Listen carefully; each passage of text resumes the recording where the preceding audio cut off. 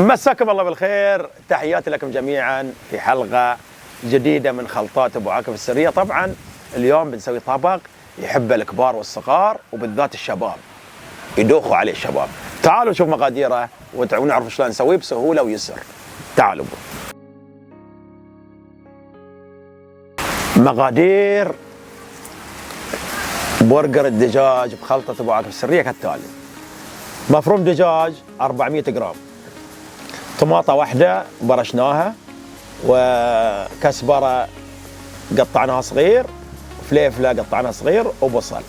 طبعا نحتاج ملح وبابريكا وفلفل اسود وشوي زيت.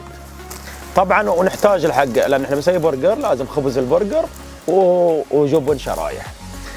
الخلط نخلطه، طبعا نزحم العده ونخلطه، نحط الملح،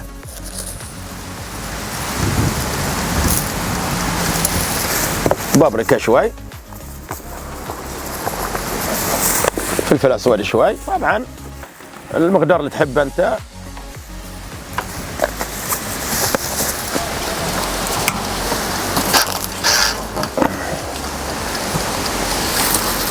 طبعا البرجر بنسويه في الصحن هذا الالمنيوم، بدل ما تجيب جهاز وتضغط عليه ولا شيء، ولا خلاص تحطه هنا ويستوي البرجر دائري مثل الصحن كذا دائري. يعني نخلطه ونحطه في الصحون هذا ويستوي لنا البرجر في الفرن بكل سهوله.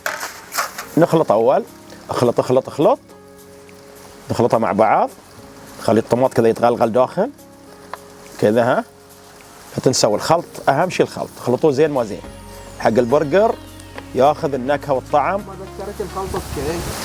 ها؟ ما ذكرك الخلطه بشيء؟ ما يذكرني، انا يذكر غيري. انا واحد كبير في السن، قمت انسى. اشكرك على العموم، اللي بعدك يسخ. ما اصيح. على العموم نخلطه خلطان ايش؟ احسنت يا ابو ريحيل. طبعا خلاص خلطناه مع بعض، نجيب الصحن اللي ينحاش. طبعا نقسمها اثنين، بنسوي هذا البرجر على اثنين. طبعا انت تقدر الكميه ذي تزيدها، و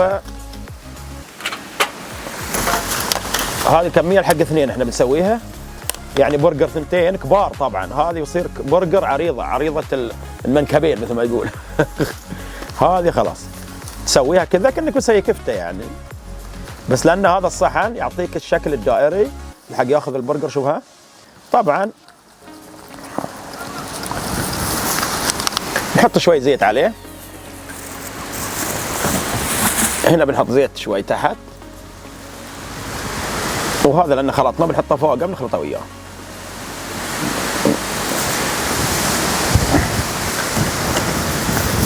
نعود ثانية الخلطة الحق يتغلغل فيه الزيت.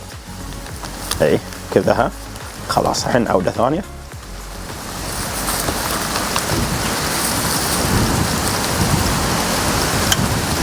اهم شيء تضغط عليه تخليه يصير ايش؟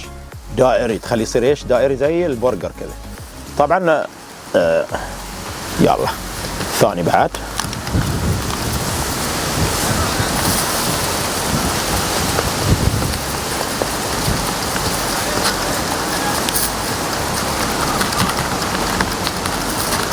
الحين بعد ما سويناه في صحون الالمنيوم على شكل دائري، خلاص تقدر تسميه كفته اذا انت، بس هو بنسوي برجر. احنا نسكر عليه ونستنى تقريبا من ربع ساعه الى 20 دقيقه، ونرجع لكم ثاني بعد شوي. ها،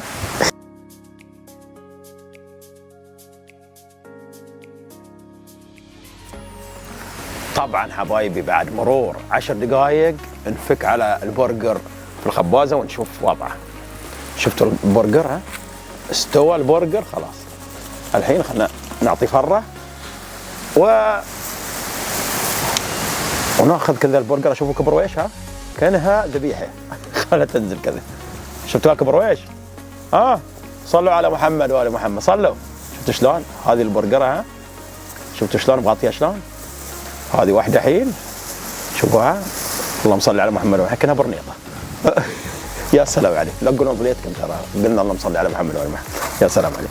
طبعا والثانيه بنعدلها بعدين نرجع لكم. وهذه شفتوا شلون منظر؟ شفت البرجر شلون؟ كيف البطل؟ علانة البطل، شكرا يا البطل. برجرة على مستوى تستاهل بو اللي صور منا ومنه. تحياتي لكم جميعا. وهذا البرجر وناخذ له صوره ثلاثيه الابعاد، خليه كذا بعد. يا سلام عليك. اشكركم على ودعتك الله في نظر عيني. طبقوا الطريقه وبتدعوا لي. يا سلام عليك. اللي بعد يسخر يلا.